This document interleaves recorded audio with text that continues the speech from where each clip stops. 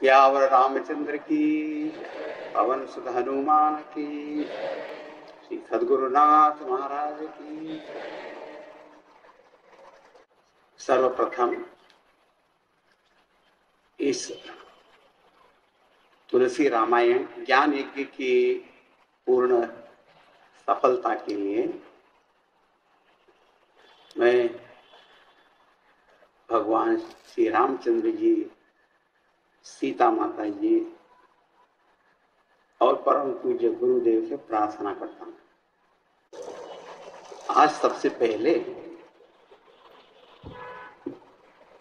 हम इस बात पर विचार करेंगे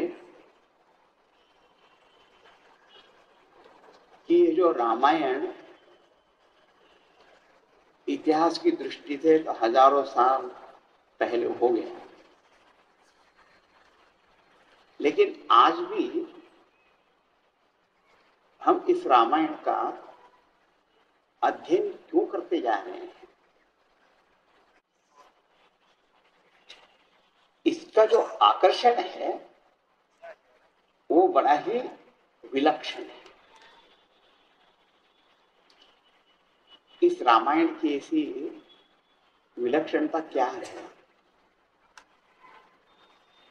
तो उसकी एक बात यह है कि इसको पढ़ने पर, सुनने पर, देखने पर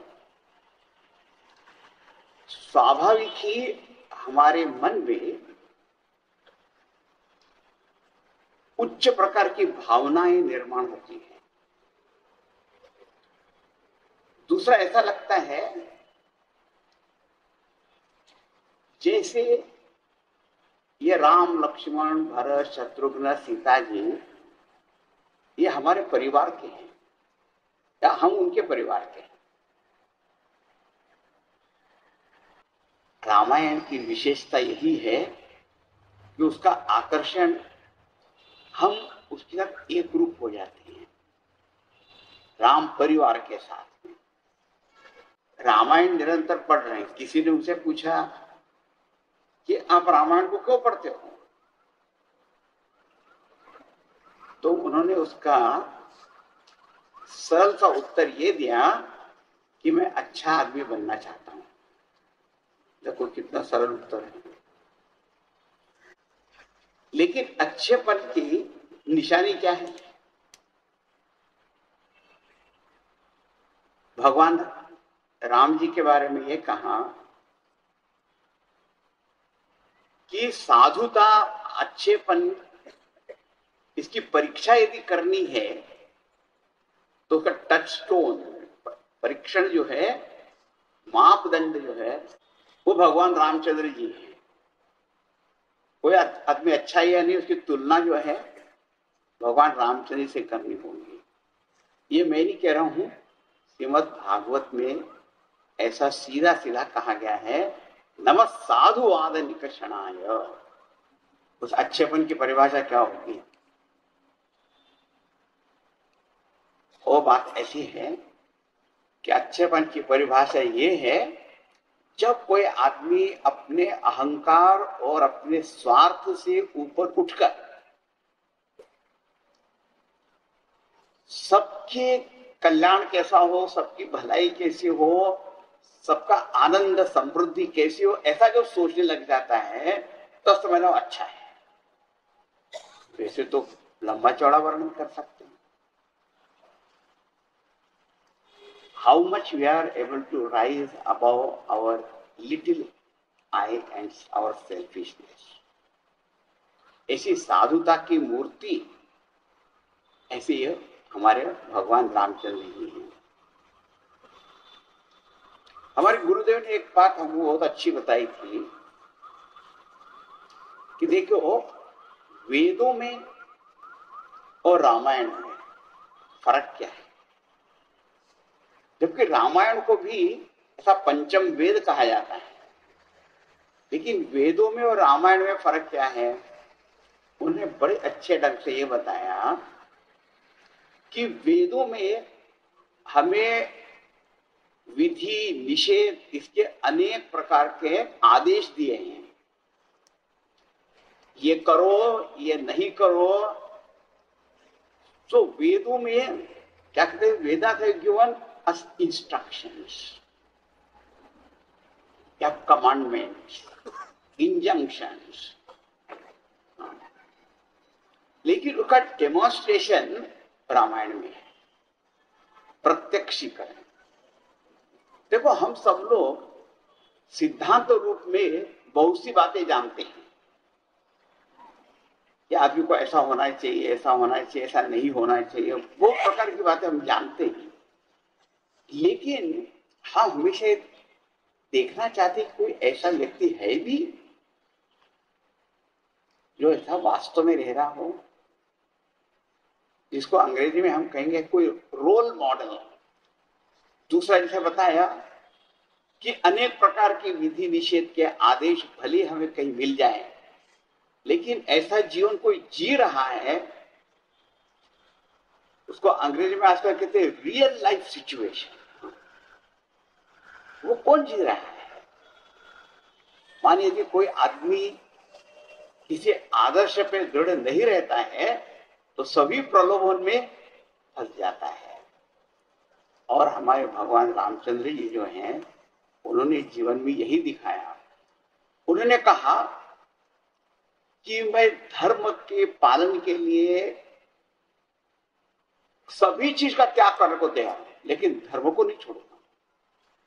क्योंकि जो सबकी धारणा करने वाला है, मनुष्य के अंदर की मन बुद्धि सबकी धारणा करने वाला है, समाज की धारणा करने वाला है, उन्नति कराने वाला है, ऐसा जो धर्म होता है, उसके लिए मैं सभी वस्तु व्यक्ति किसी को त्याग करना है तो मैं पीछे नहीं देखूंगा। आराधनाय लोकस्य मुंचतो नास्ति में व्यथा, ऐसा भगवान का। उन्होंने कहा कि जो राजा होता है उसके लिए जो प्रजा है, वो प्रजा ही उसके लिए भगवान है, आराध्य है। अब ऐसी ये जो कथा है, रामायण जब सुनेंगे तो सरल अर्थ तो है राम कथा। अब हम कहेंगे हम राम कथा क्यों सुने? इसलिए कथा सुने क्यों, कथा सुनने से हमारी व्यथा दूर हो जाएगी। हमारे जीवन पता नहीं कितने प्रकार के व्यथा दुख पीड़ा होती रहती है, वो दूर हो जाएगी और हमें एक मार्ग दिखाई देने लगेगा कि हमारे जीवन का लक्ष्य भी क्या है, उसकी प्राप्ति का साधन भी क्या है। ये सब कुछ पता चलेगा रामायण पढ़ने से। इसलिए ये रामायण पुरानी होते हुए भी हमेशा नहीं है। इसका अर्थ ये हुआ कि ये सब है, लेकिन उसका लाभ जो उठाएगा उसको जरूर उससे लाभ होगा, इसमें कोई शंका नहीं है।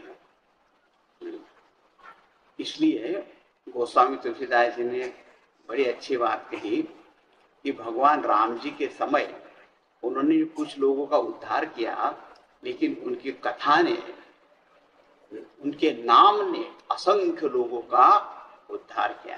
राम एक तापस तिय तारी, नाम कोटि खल कुमति सुधारी। एक अहिल्या जी का उद्धार वहां पर किया राम ने, लेकिन भगवान के नाम ने तो असंख्य लोगों की बुद्धि को सुधार दिया है। इसलिए इसकी उपयोगिता अभी भी है, ये हमेशा ध्यान में रखना है। अब ये जो रामायण है, मैंने संक्षेप बताया कि हमें क्यों पढ़नी चाहिए। अब हम गोस्वामी तुलसीदास जी की रामायण पढ़ने जा रहे हैं, तो उनके ही मुख से, उनके ही वचन से हमको ये जानना चाहिए कि उन्होंने इसकी रचना क्यों की। हाँ? और उसको ध्यान में रखते हुए यदि हम उसी भावना से इसको पढ़ेंगे तो देखो क्या फायदा होगा। उन्हें कहा नाना पुराण निगमागम सम्मतम यत् रामायणे निगदितं क्वचिदन्यतोऽपि स्वान्तः सुखाय तुलसी रघुनाथ गाथा भाषा निबंधमति मंजुलमातनोति। तुलसीदास ने लिखा कि यहाँ पे जो रामायण में क्या क्या कहा हुआ है, तो सारे वेद शास्त्र पुराण इनका जो सार है, सम्मत है। इसी प्रकार जो साहित्य में रामायण वगैरह की रचना हुई है, इसी प्रकार उनके अपने अनुभव से भी जो कुछ मिला वो सब इन्होंने यहाँ पे सार में लिख दिया है। और क्यों लिखा? स्वांत सुखाय। स्वांत सुख का अर्थ एक होता है कि अपने अंतःकरण के सुख के लिए लिखा है, ये तो अपने अंतःकरण के आनंद के लिए लिखी है। तो एक बात है।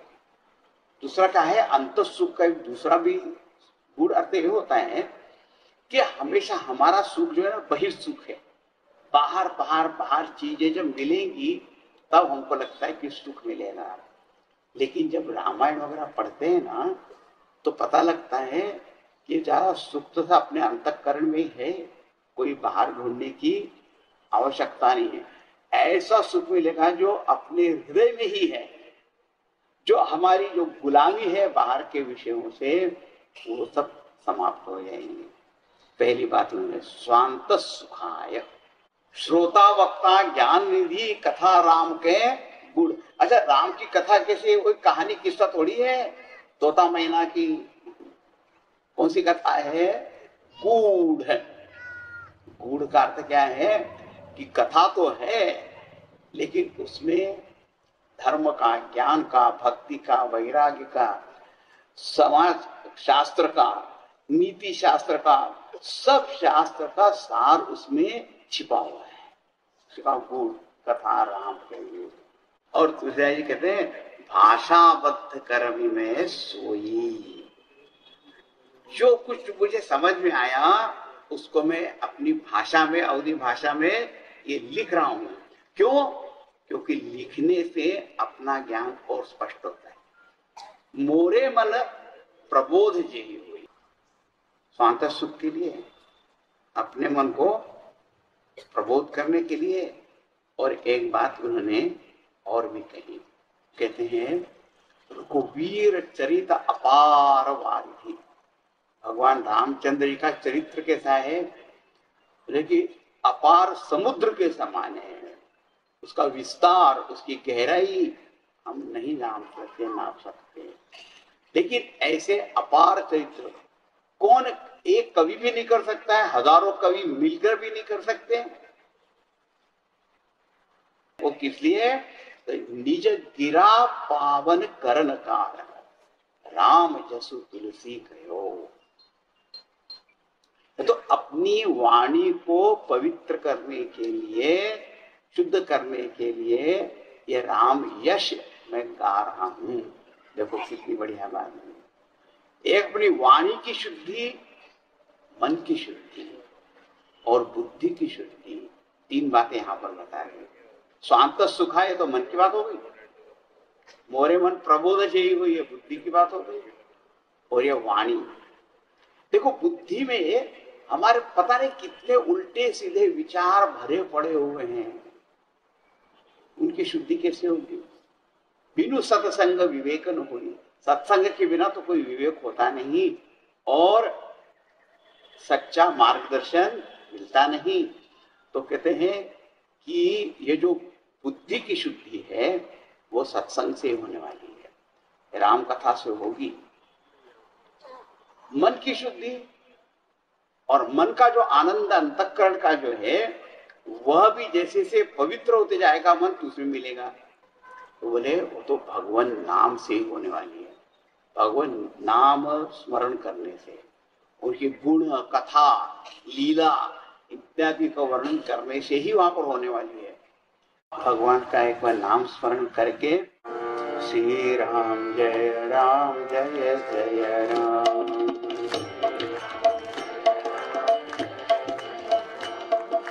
श्री राम जय